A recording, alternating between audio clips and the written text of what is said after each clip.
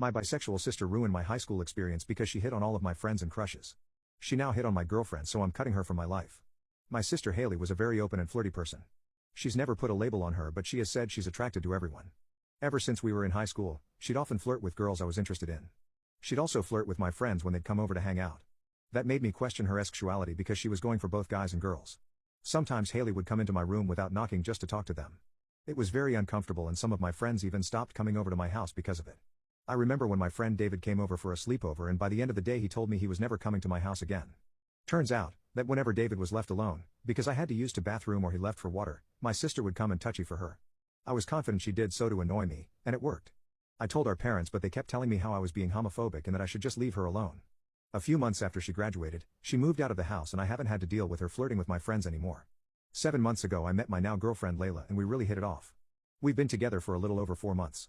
One thing to note about Layla is that she's really shy, so she's never voiced any concerns until after the fact. I wanted her to meet my parents, so we set up a quick dinner at a nice restaurant on Tuesday night. Without even telling me, my parents invited Haley. I threw a tantrum and asked them what could they do without telling me. They just made an excuse that she would see my girlfriend anyway during my wedding. I knew dinner was going to be horrible, and I was right. Haley would constantly flirt with my girlfriend.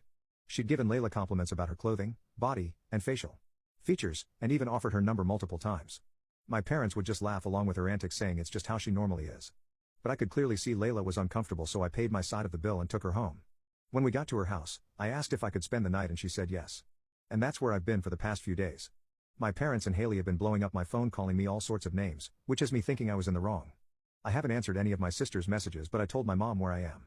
When I asked Layla about it, she said the compliments were nice at first, but she got uncomfortable when my sister asked to see her privately, of course.